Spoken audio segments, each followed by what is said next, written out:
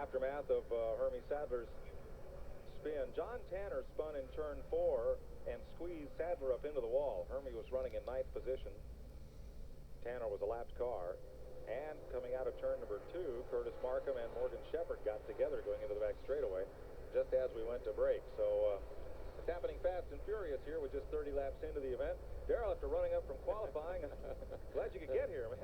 Well, it's everything's out of kilter today. You know, the schedule's all messed up. But I have to give Gary Nelson and all these guys a big pat on the back, because earlier this morning I never thought we'd see a race car on the racetrack. We got qualifying over with. We got the Busch race going on. I don't know how they do it. I don't know who's got the connection, but every time we got weather, they seem to be able to get the thing done anyway. Well, since you're the one among us, among everybody here who has first-hand knowledge, what is the racetrack like? Well, it's really good, and you know, this is a little bit different tire than we had here last race, and the tire seems to be real good, and the track's in good shape. They got it dry down low. That was the problem we had early. They used the jet dryer, and they got the thing dried up, and it's in good shape. It's fast and tight because it's cool weather, you know. So let's show you what happened here. That is the aftermath of Sadler's car. Wow, that's after he got in the wall there. He's coming into the grassy area in front of the grandstand here. You see it go out and then he hits grass here. The thing I don't understand, buddy, was it looked like he was spinning the rear tires trying to get out of there, and that would appear to be a blown engine. So I'm not sure exactly what happened. Now this is down in turn 2 here. In the Markham kind of had a little casual contact going into turn 1, and that kind of threw everything out of shape there. And then Morgan, I think, probably got into gas. Markham didn't, and gave him a boot. But he was not the cause. No, but I just, that car, several cars have hit him already. The yellow is out. As they came down the front straightaway, the number 16 was going very slowly, Jerry Foyt. Joe Bessie went all the way down under the apron to get past him, and when Bessie tried to come up in line, they were going into that corner 3.5 wide. And as damp as it is down on the bottom, that is not going to work. That 18 car, it's either got a cylinder gone in it or there's something wrong, because he hadn't been able to run up really fast enough to stay out of people's way, and he got tagged a couple other times. They were behind the wall for a while, brought it back out, and now rookie L.W. Miller sits in turn number 2 as we go to break. 60 laps for Jeff Green in that black Good Wrench Chevrolet. Goes right up on the back bumper of Mark Martin. As this stabilizes a minute, let's show you what happened a moment ago. Look for the yellow car of Chad Little. Yeah, it got a traffic jam. It all backed up there in front of him, and it was bam, bam, bam, and he caught the worst of the deal. Boy, Kevin LePage was very, very lucky on the inside there. He almost collected it. You know what? It wasn't everything I did. See this black and white car making it too wide coming through. Oh, Jeff Green. Trouble. I'm just really concerned about the durability on It's these. backfiring out of the exhaust pipe here. I don't know whether it's ignition or what, but I've seen a big gray smoke come out of the right side. I suspect she dropped the valve. Jim Bowen back behind the wall.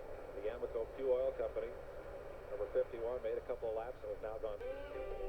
We're under caution, and Patty Moise is the reason why. The car went around at turn number 2, and you can see heavy damage at both ends. Yeah, that one's pretty well used up there, Darrell. Yeah, I don't even think Purex will get that out. Oh. Did they make a big hammer? Or maybe wash it with dial. I don't know, but I don't think it's going to work. Pit stops. Bobby Dodders in. Jeff Fuller, Mike Wallace. Dennis Setzer came in. Here's David Green, Joe Bessie as well. Setzer took on fuel only, so he'll be the first one on there.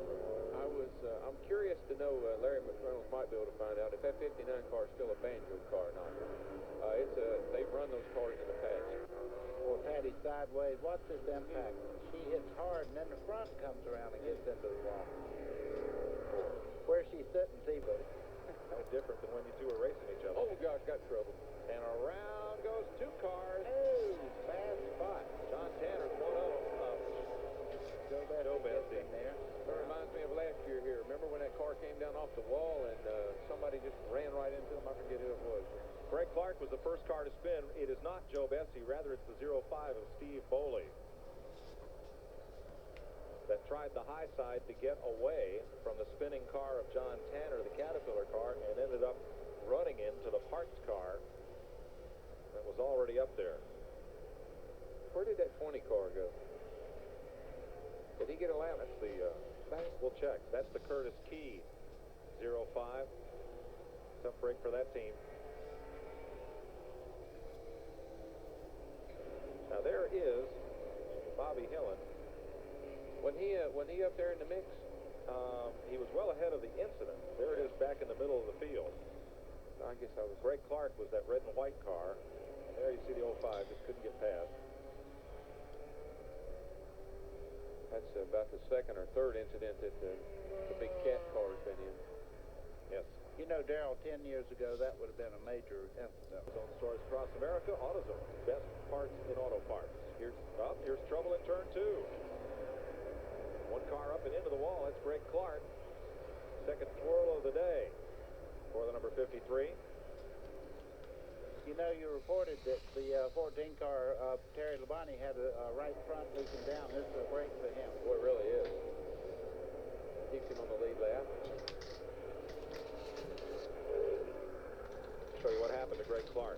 Old Chatham, New York driver. That's Phil Parsons under him, below the yellow line. He squeaks up just a little bit. A little contact there. Elton Sawyer going by on the inside. Yeah, little. Everybody else gets past. And here they come. On to the pit lane. Tires cost him 2 laps. Back up front, Johnny Benson and Kenny Wallace. Is Wallace running as hard as he can, or is he just kind of looking in, watching, and waiting? We'll come back and find out after this. Kirk Shelverdine spun all by himself in the front straightaway, grabbed a gear and got going, no caution. Then up in turn number 4, L.W. Miller spun again. John Tanner came in and spun again, and everybody took evasive action. Well, in defense of L.W., his car is down on, I don't know, 4 or 5 cylinders, whatever it's on. He can't run fast enough to get out of the way. And people run up into the corner behind him, and they expect him to go, and he don't do it, and they tag him and turn him around. Good point. Let's check with Glenn. Well, guys, right before that caution come out, Mike Wallace and his crew had decided to pit on lap 200. Well, the caution came out right one lap before that. So now they can't change any more tires under caution. They've used up their allotment. They were going to change under green. So as soon as the race goes green again, Mike Wallace will bring the number 90 in for a 4-tire stop. As you said a while ago, that strategy backfired on Dennis Setzer. They pitted right before that caution, lost another lap. So not a good day for them, but Wallace might still be able to make it work even though he's out of tires to change under caution. No, that's it, Glenn. One thing you can't plan is when those cautions are going to fall. Darrell, we need to talk about that. If he comes down pit road and they get the green flag, he's nearly going to be a lap down. All he can hope for is a caution pretty quick so he can close back up on the lead cars. Yeah, but that's a car. 11 cars on the lead lap. Kenny Wallace, Johnny Benson, Terry Labonte, Tommy Houston, Bill Parsons, Mike McLaughlin, Jason Keller, Bobby Donner, Randy Porter is on the lead lap. And so is Stevie Reeves, who we've not seen much of today, and Elton Sawyer. L.W. Miller again. Down at the head end of pit road, entering turn 4. Now, last time he spun there, he could not get restarted. He needed a push. Well, this will be a break for Setzer to make up one of those laps. That's why you keep running all day long. You can't give up. I think drivers make up 3, 4, 5 laps and win. Caution is out. Now, Benson in the 8th. So you don't want to give this thing away by making a foolish mistake. Well, he's caught the traffic just really good. He's going by on the high side and hadn't had any problems. Terry and them are having trouble back here getting around this other car. 3 to go. Still, the battle for 4th is a great one. Watch Johnny Benson. He's found this outside groove. He's trying to make a pass on Terry Labonte on the outside. They come up on a lap car. Little contact. 2 laps to go. In the lead, Kenny Wallace. Second and third, Terry Labonte and Johnny Benson. 4th place could be anybody. It's still Parsons right now, but there's 4 guys right behind him who want it. Johnny Benson showed Terry his move. He was going to use on him on the last lap, and that slow car messed him up. So, cost him run third. Last lap. First 3 spots pretty well in hand. You can see he's really moved up on the 8 car, but right now I think Kenny's saying, don't do anything stupid. You have enough real estate in between you. for his second Richmond win in a row. Kenny Wallace, the Red Dog Hunt, he'll go to victory lane. Terry Labonte is second. Johnny Benson is third. Here's the battle for fourth. Lap car holds up Parsons. Wham! McLaughlin will get fourth. Keller fifth. And Randy Porter stops short of the line. Stevie Reeves gets by him. Bill Parsons Everybody is gets trying to by get to the line. The car stops inches away from the start-finishing line.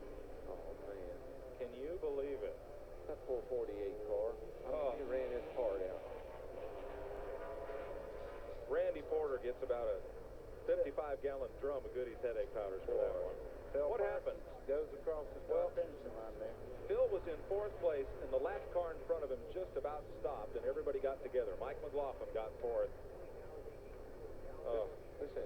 There's the lap car just in front, the 16th.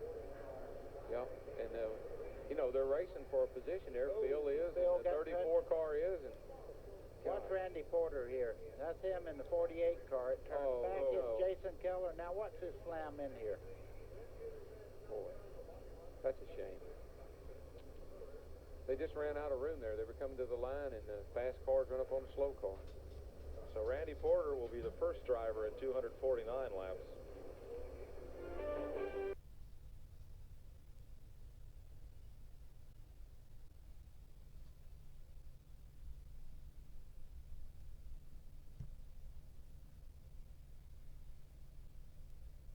Following message is transmitted at the request of the United States government.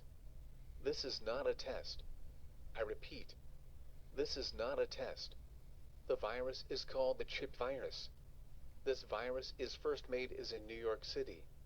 The following chips are Cheetos Puffs, Takis, Chester's Hot Fries, Doritos Spicy Nachos, Cheez-Its, Cheetos Paws, and Lay's Sour and Cream. If you eat these chips, the following message is transmitted at the request of the United States government. This is not a test.